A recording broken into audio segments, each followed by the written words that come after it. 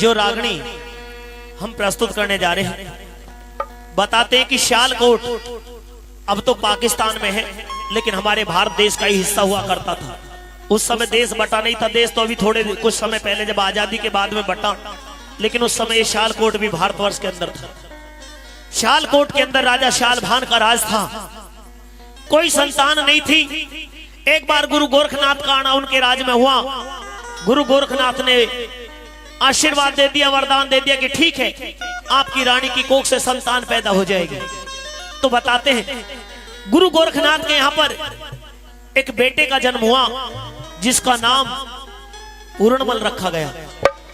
लेकिन जब पूर्णमल पैदा हुए थे तो ब्राह्मण ज्योतिषियों से उसका भविष्य दिखवाया और उन्होंने ये कह दिया कि 12 साल तक राजा की यानी कि इसके पिता की नजर इसके ऊपर नहीं पड़नी चाहिए, नहीं तो ये बच्चा जीवित नहीं रह पाएगा। तो राजा ने बेटे को भंवरे के अंदर यानी कि वहीं पर उसका पालन पोषण, खान पान, पढ़ाई लिखाई सब कुछ करवाई। गुरु गोरखनाथ के वरदान से पैदा थे। 12 साल भंवरे में रहे और 12 साल में पूर्णमल को पूर्ण ज्ञान हो गया।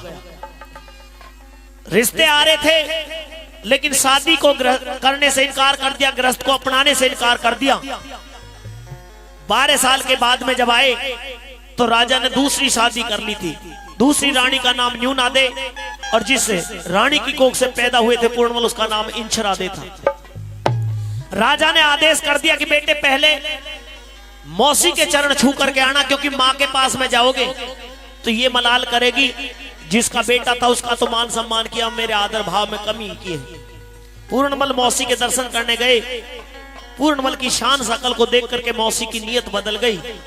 हाथ पकड़ लिया और कहा कि तू मुझे माँ या मौसी ना कह, तू मेरा पति बनकर के इन महलों के अंदर रहे। लेकिन वो पूर्णमल हाथ छुटाते और कहते कि तू मेरी धर्म की माँ है, मेरे बारे में इस तरह की सोच ना रख। साथियों, पूर्णमल वहां से चले आते हैं, लेकिन रानी न्यूनादे ने यह सोचा कि कहीं ऐसा ना हो राजा से जाकर के तेरी शिकायत कर दे। इसलिए रानी ने त्रिया चरित्र का ऐसा ढोंग रचा, सर के बाल बखेर लिए, तन के वस्त्र फाड़ लिए, हाथों की चूड़ियां फोड़ ली और आरोप लगा दिया राजा से कि तेरे बेटे पूर्णमल ने मेरी आबरू का ढेर कर दिया है। जब राजा ने ये बात सुनी तो राजा ने पूर्णमल को जल्लादों को सौंप दिया और ये कह दिया कि इस मनहूस की मैं शकल भी देखना नहीं चाहता, इसे कहीं बियाबान जंगल में ले जाकर के इसका कत्ल कर दो। जल्लाद पूर्णमल को लेकर के गए और पूर्णमल के शरीर को काट करके कुएं के अंदर डाल दिया। गुरु गोरखनाथ के वरदान से पैदा थे। पूर्णमल मरे नहीं, जीवित रहे उस कुएं के अंदर। और बताते हैं कि 12 साल बीत जाते हैं पूर्णमल को कटे हुए शरीर से उस कुएं के अंदर पड़े हुए। एक रोज गुरु गोरखनाथ का आना उस जंगल में हुआ। प्यास लगी, अपने एक चेला से पानी मंगवाते हैं और पानी लेने के लिए गुरु गोरखनाथ का शिष्य उसी कुएं के पास में पहुंचा। जैसे ही कुएं में पानी लेने के लिए झांका, देखा कि कुएं के अंदर तो कोई कटा हुआ इंसान पड़ा है। आकर के गुरु गोरखनाथ को बताया। गुरु गोरखनाथ स्वयं उस कुएं के पास में पहुंचे, अपनी योग माया, अपने तपोबल के द्वारा पूर्णमल के शरीर को बाहर निकाला। कुछ दिन के बाद में उसको बिल्कुल ठीक कर दिया और जब होश में आए तो पूछा कि कौन हो बेटे, तुम्हारी ये दशा किसने की? तो पूर्णमल बताते हैं कि मत पूछो महाराज, राज मेरी रजत भरी कहानी, मैं सियालभान का पूर्णमल, मेरी सियालकोट राजधानी। मैं सियालकोट के राजा सियालभान का बेटा हूं। मेरे ऊपर मेरी मौसी ने झूठा आरोप लगा करके मेरी ये दशा करवा दी। तो यहां पर गुरु गोरखनाथ समझाने लगते कि बेटे कोई बात नहीं, माँ बाप की बात का कभी गिल्ला नहीं करना चाहिए, वापस वतन के लिए लौट जाओ। तो वहां पर गुरु गोरखनाथ और पूर्णमल के बीच में सवाल और जवाब होते हैं। सुनेंगे किस तरह से, आइए। बेटे पूर्णमल जी गुरुदेव, आपके शरीर को इस कुएं से बाहर निकाल करके ज्यों का त्यों जोड़ दिया गया है जी। प्राण प्रतिष्ठा कर दी गई है। आप अपने वतन के लिए चले जाइए। आपके वतन में आपकी माँ, आपके पिता आपको याद करते होंगे। हे गुरुदेव, मेरे पिता ने स्वयं मुझको जल्लादों को सौंप करके मेरा कत्ल करवाया। अब मैं उस नगरी के अंदर हरगिज नहीं जाना चाहता। बेटे, मैं अब यह जीवन आपकी देन है, इस जीवन को आपकी सेवा में और ईश्वर भक्ति में बिताना चाहता हूं। ये बात तो आपकी सही है जो आपके विचार है, लेकिन एक बात मेरी भी सुन लीजिए बेटे। ये महात्माओं का रास्ता इतना आसान नहीं है, इस पर चलना बहुत कठिन है। मैं हर कठिनाई को स्वीकार कर लूंगा। सुनिए मेरी बात। कहिए।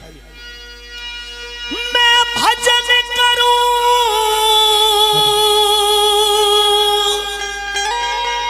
और गुरु की सेवा,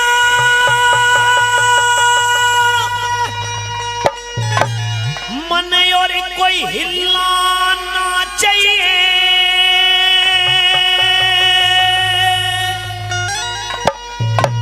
ओ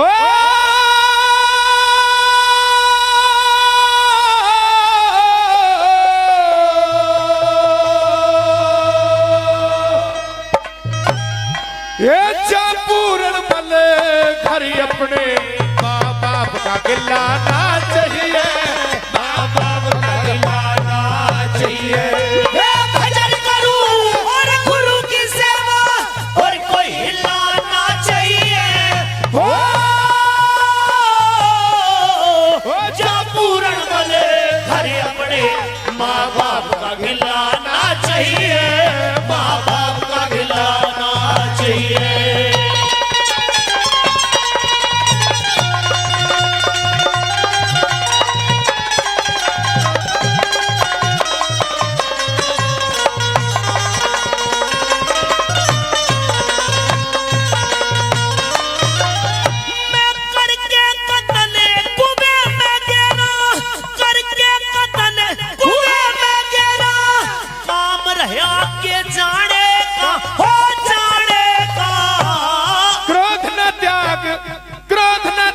शांति ही करना नैम फकीरी वाले का, नैम फकीरी वाले का।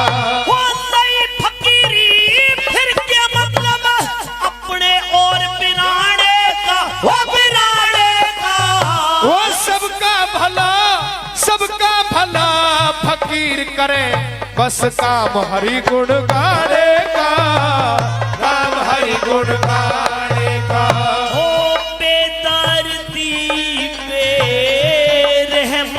होना और बेदर्दी बेरहम का होना, कुटुंब कबीला ना चाहिए। हो जिस घर में दिखे, जिस घर में पूरन सा पूत उड़े, ऊट मटीला ना चाहिए, ऊट मटीला ना चाहिए। भजन करूं और गुरु की सेवा और कोई हिलाना चाहिए। हो जा पूर्ण बले घर अपने माँ बाप का गिलाना चाहिए, माँ बाप का गिलाना चाहिए।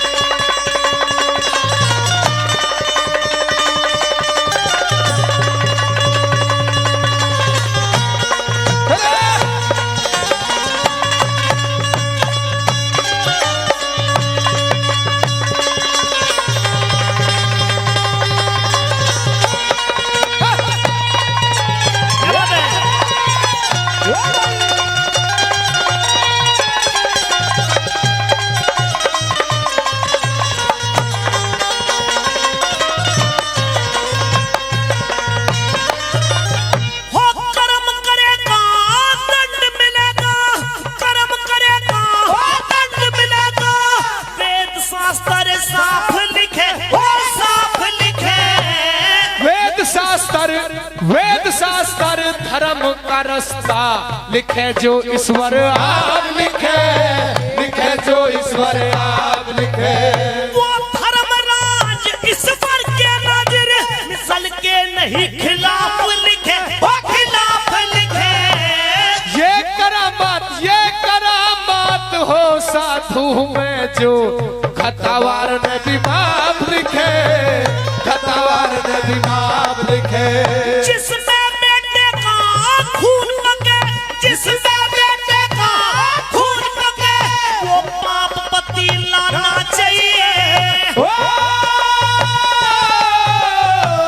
साधु सेवक साहूकार का सुबह नसीब लाना चाहिए, सुबह नसीब लाना चाहिए।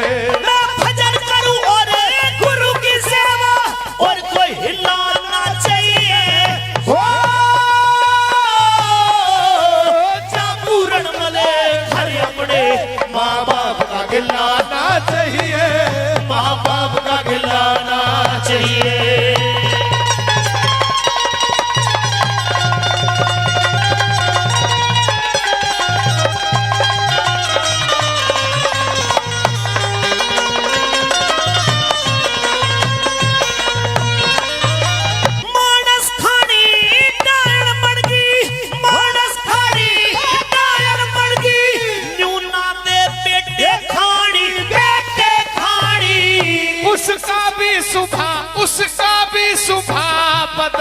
होगा धड़के जो बन का पानी, धड़के जो बन का पानी। मैं जान गया वो जी मेरे की इब तक भी को न्या जानी, को न्या जानी। संत बुरा ये संत बुरा ना माना करते, सहजा भली बुरी वाणी, सहजा भली बुरी वाणी। हो लोटा सोटा और लंगोटा, लोटा सोटा और लंगोटा, संत का ढीला ना चाहिए। ना देखण में दोष बाग में फूल मंडी लाना चाहिए, फूल मंडी लाना चाहिए। मैं भजन करूं और गुरु की सेवा और कोई हिलाना चाहिए। ओ जा पूर्ण बने घर अपने, बाबा का गिलाना चाहिए, बाबा का गिलाना चाहिए।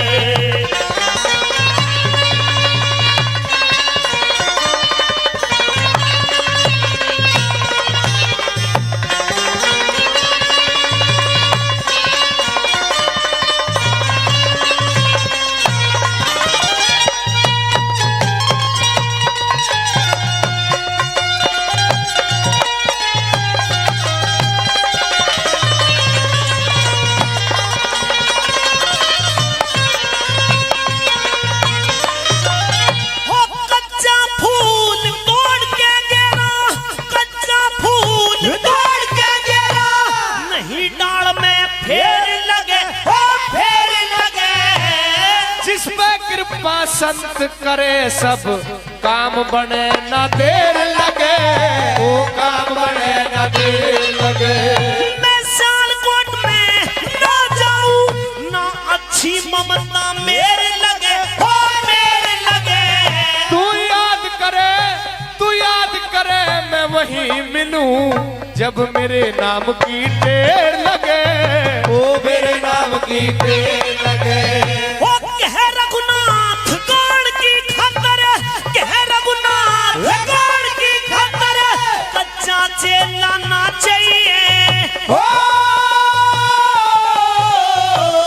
गाना हो भाई गाना हो लहदारी का, बेताल सुरीला ना चाहिए, बेताल सुरीला ना चाहिए। भजन करूं और गुरु की सेवा और कोई हिला